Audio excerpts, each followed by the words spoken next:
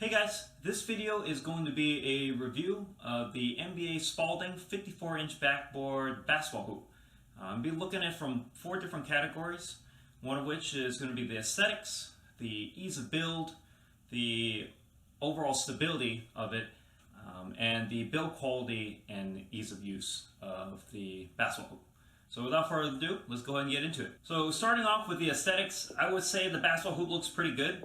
If you look at it from up close or from afar, it looks good. It looks like how a basketball hoop should look. It doesn't look cheap because it's not filled in with all the different colors, but at the same time it doesn't look super premium either because it's not like all the materials are very thick or anything. It is like a nice little balance of where it should be. The backboard's clear, the lines are drawn on very solidly, there's no fraying of any of the colors. The white lines with the orange rim, a very classic look. So I don't really have any complaints of how the thing looks because it looks fine, I think.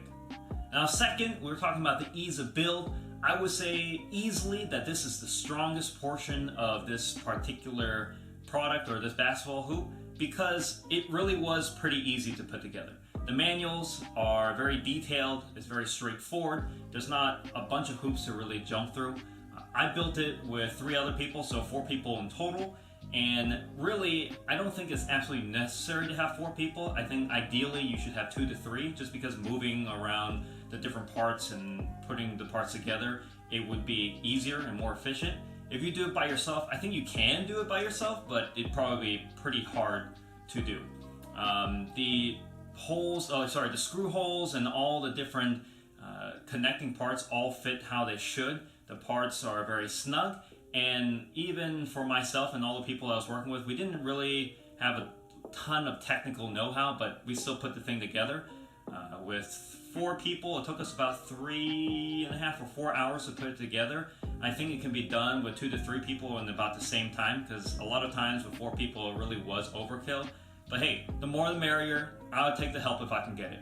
But other than that, if you look at the rest of the build, all the parts were fairly solid. There wasn't any fraying or chipping or anything like that. And since the instructions were very easy, you didn't really need a ton of focus to really know how to put it together.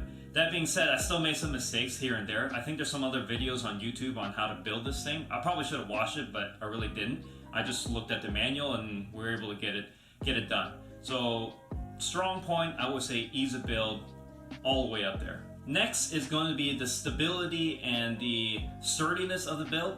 I would say, on the flip side, this is a little bit of the weaker portion of this particular basketball hoop. The parts themselves don't feel super heavy duty. They feel like a medium-ish quality. It doesn't feel super cheap either. The plastics are like a medium type of feel. They don't feel super cheap, but they really can't take that much of a beating. You'll see a couple clips of me throwing the basketball on the hoop. It kind of just eats the force. What I mean is, like, you'll throw it at the backboard and it'll just, like, instead of bounce back, it'll just kind of hit it and then drop. Same thing with the rim. The rim is pretty like flimsy, but its saving grace is that you can dunk it and it has a spring on there. So it the force gets distributed and it's not really much of a problem. What I did find a little confusing was when I shot the basketball and let's just say I didn't swish it, it hit like the rim or the backboard or something, it will kind of sway a little bit. Not to the point where I felt like it was going to fall over, but it wasn't like solidly on there. I think this would be the same for any portable basketball hoop that you would get, unless you have a super premium one where it's like locked into the floor and all the parts are really heavy. But for what you're getting, I think this is probably pretty standard. What I didn't like about it was the base, where you're supposed to add in water to really hold it in place. The amount of water that you can put in there is, personally, I don't think it's enough. I think you need to lock it down a little bit further, so maybe throw some bags of sand on there or get a DIY, like the anchor into the grass if you want to do that. I think that's really where its weakest portion, because when you hit the ball on the side of the backboard and it's swaying, you really don't want that thing falling over, especially if you're parking your car next to it or whatever it may be. The wind was a concern because at where I live, the weather with the wind is, it's a little scary from time to time. So when it's a little bit heavier wind or heavier rain, I'll go ahead and bring the backboard down just so that it doesn't take up all the wind and get pushed over. But otherwise, it is what it is, right? It's a medium quality build of basketball hoop.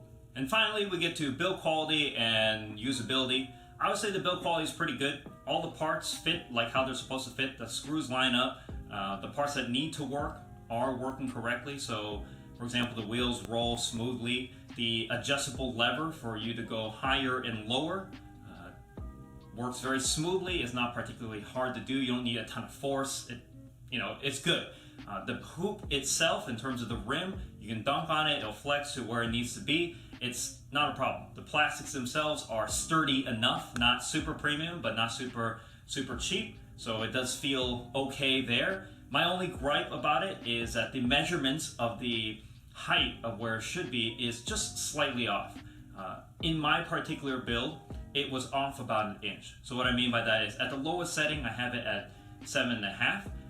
If you measure it from the floor to the rim, it is going to be an inch shorter. And that's consistent with each click of the lever that you go along the way. So at 7.5, it's actually 7.4.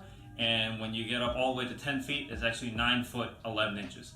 To me, it really doesn't matter because, it's so minor of a difference that it really shouldn't be impacting anything. But for those of you who want everything to be exact, just know that at least on my model, it was short an inch. I would go ahead and say maybe you should measure yourself to see if there's a deviation on yours. There might not be, but on mine there is. So my overall thoughts on this particular basketball hoop is that I would recommend it. If you're looking to pick up a basketball hoop, this is like a right in the middle basketball hoop where it is better than the super cheap ones, but it's not as good as the premium ones. Yet at the same time, it does everything it needs to do, and it does it just fine, right? It doesn't got all the frills, all the bells and whistles, none of that. It just does what it needs to do. If you're considering picking up a basketball hoop that is cheaper, just for the sake of being cheaper, I would recommend that you would save the money up just to pick up this one instead, because it is, it does what it needs to do, and it's worth the money for what you pay to get out of it.